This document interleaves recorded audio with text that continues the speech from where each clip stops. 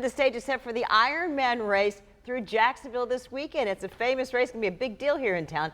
Athletes streamed into Riverfront Plaza for the opening of the Athlete Village this afternoon. And our own Zach Wilcox joins us live from there now. And Zach, that's just the first step before they take on this monster race here. 140 miles altogether, is that right?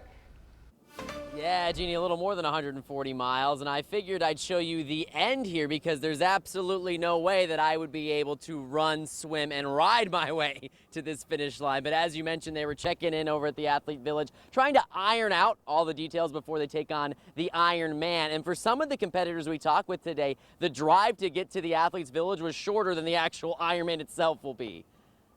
I'm happy to be doing it in, the place I've been living for the last 2 years, so really excited. Abby Boland has done the Ironman 4 times already, going as far as New Zealand to do so. This weekend, she'll be a bit more familiar with the landmarks along the route. We get to ride on the right side of the road. That was the interesting part about New Zealand, was on the left side and trying to turn, the opposite way, so that was a little bit interesting. But yeah, excited to be doing it here and recognize the sights. Boland will be one of about 1,900 athletes signed up to take on a 2.4-mile swim, 112-mile bike ride, and 26.2-mile run. She'll have a familiar face in Jacksonville City Council member Raul Arias joining her. 5 to 6 months of training, so we'll see how I last out there in the course, but the goal is to do it in under 12 hours. This is one of 9 full-distance Ironmans in the United States. So this is a big deal to have one of this here in Jacksonville. So I'm just excited for it being our first year, and hopefully there's many more to come. Marcus Thomas traveled more than 1,500 miles from Colorado, so he figured, what's 140 or so more? Flat and a downriver swim.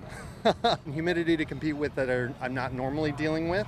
But I'm used to elevation and climbing, so hopefully that balances out. The course adjusted the swim to start at Metropolitan Park and run under the Main Street, Acosta, and Fuller Warren bridges to Riverside. You're going to be able to swim easier, faster with the current. However, you got to be careful when you're getting out of the swim. Make sure that you don't pass it, otherwise you're going to fight against the current to come back. It won't only be the current pushing the athletes along, but some race day adrenaline too. And it's always more fun than just a training ride when you're by yourself and you got a bunch of people around you. It's awesome.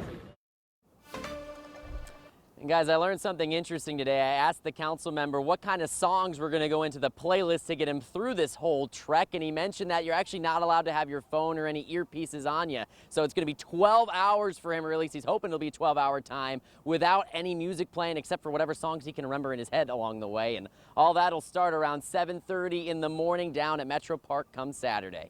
In downtown, Zach Wilcox, First Coast News, on your side.